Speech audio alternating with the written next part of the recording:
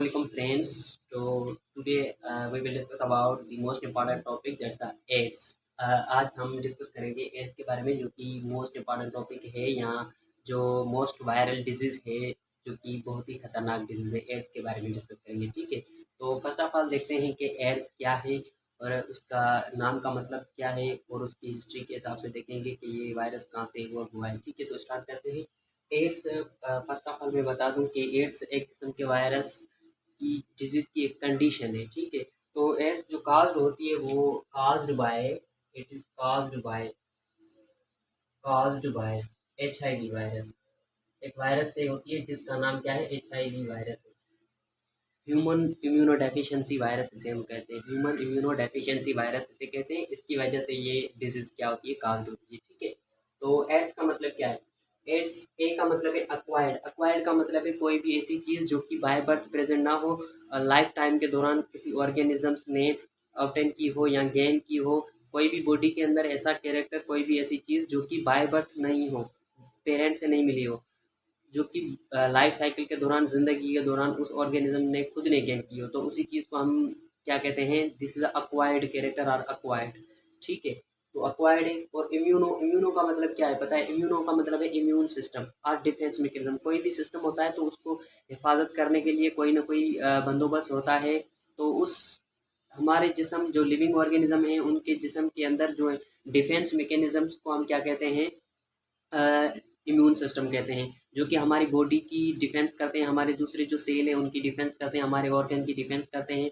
किससे? Pathogenic particle से या जर्म से डिफेंस करते हैं। ठीक है, तो बॉडी के इम्यून डिफेंस मैकेनिज्म को ही हम क्या कहते हैं, इम्यून सिस्टम कहते हैं।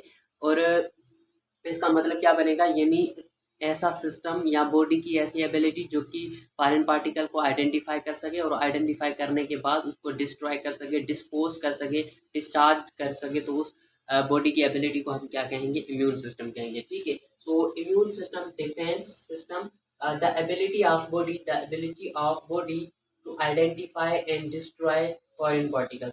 जिससे बॉडी की वो एबिलिटी जिससे वो क्या कर सके, फॉरेन पार्टिकल को आइडेंटिफाई कर सके और उसके बाद उसे डिस्ट्रॉय कर सके। तो बॉडी की उस एबिलिटी को हम क्या कहते हैं, इम्यून सिस्टम कहते हैं। ठीक है, बेसिकली हमारे इम्यून सिस्टम की अगर बात करें तो हमारे इम्यून सिस्टम के अंदर दो चीज़ें आ जाती हैं। एक तो हमारे इम्यून सिस्टम के अंदर आ जाते हैं, जैसे एक ही चीज़ आती है, WBC हम कहें, वो आती है।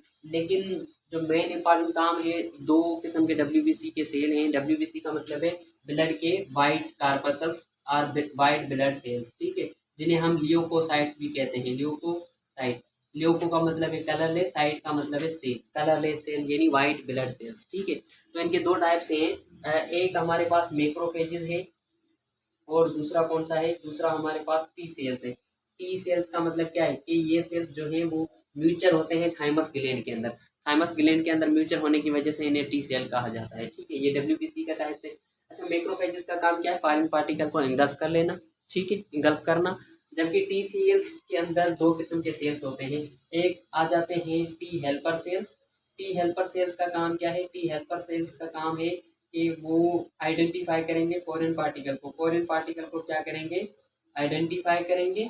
और दूसरा है सीटॉक्सिक सेल्स, साइटोटॉक्सिक सेल्स जिन्हें हम कहते हैं, साइटोटॉक्सिक सेल्स, या आप उसे किलर सेल भी कह सकते हैं, जो कि उस फॉरेन पार्टिकल को क्या करते हैं, किल करते हैं। ये आइडेंटिफाई करते हैं और ये किल करते हैं।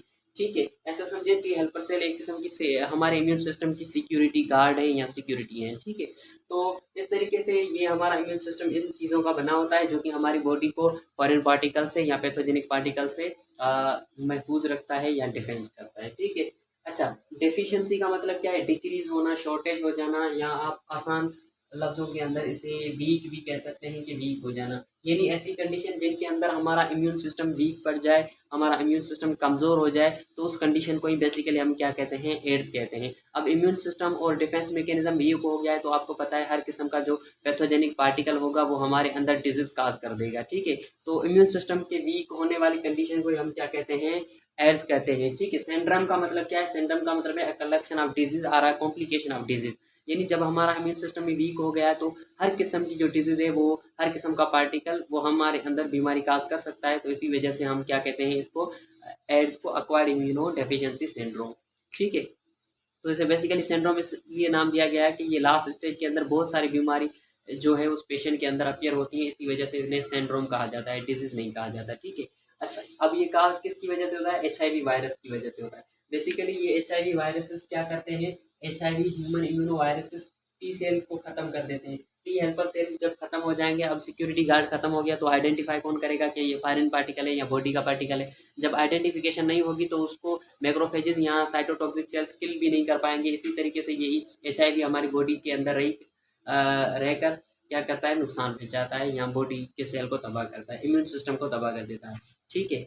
अच्छा, अब इनकी हिस्ट्री के हिसाब से बात करें तो 1980s की बात है। 1980s के अंदर कुछ फिजिशियन कह रहे थे कि ये जो वायरस है ये किस वजह से पैदा होता है? ये पैदा होता है होमोसेक्सुअलिटी की वजह से, यानी sex between the same genders. Same gender के अंदर सेक्स की जाती है, उसके दौरान पैदा होता है। ठीक है। लेकिन जल्दी ही कुछ पता चला, कुछ पेशेंट ऐसे मिले जो कि होमोसेक्सुअल नहीं थे, जो कि नॉन होमोसेक्सुअल थे, उनके अंदर भी ये डिजीज थी। तो वहाँ पे उन्होंने कहा कि ये ब्लड ट्रांसफ्यूशन के जरिए भी ट्रांसमिट हो सकती है। ठीक है।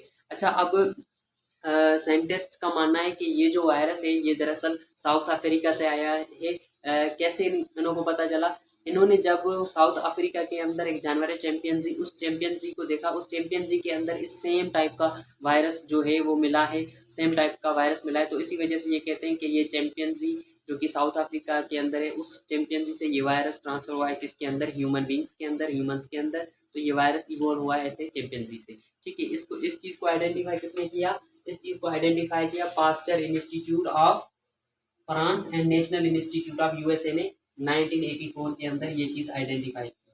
ठीक है। यानी evolve from the chimpanzee in South Africa, South Africa के अंदर जो चैंपियंजी है उससे ये वायरस इवॉल्व हुआ है। ठीक है। इसको नेम दिया गया HIV human immunodeficiency virus in 1980 के अंदर, 1986 के अंदर। ऐसा नाम क्यों दिया गया? क्योंकि ये इम्यून सिस्टम को क्या बना देता है? वीक बना देता है, डेफिशिएंट बना देता है। तो इसी वजह से इम्यून सिस्टम के अंदर सेल को ख़त्म करता है। अगर सेल खत्म होंगे तो इम्यून सिस्टम डिक्रीज होगा, यानी वीक होगा। तो इसी वजह से इसे ह्यूमन इम्यूनो डेफिशिएंसी का नाम दिया जाता है। अब हमें एड्स की जो है वो समझ में तभी आएगी जब हम इनकी स्ट्रक्चर को डिफाइन करेंगे, इसकी स्ट्रक्चर समझेंगे। इसकी स्ट्रक्चर के बाद ही हमें एड्स अच्छी तरीके से समझ में आएगा।